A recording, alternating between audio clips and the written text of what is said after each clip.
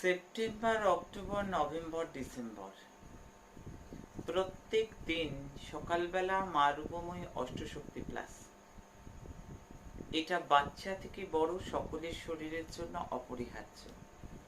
এটার মধ্যে 42 থেকে 45টা উপাদান থাকে, গাওয়া ঘি দিয়ে একেবারে পাক করা থাকে।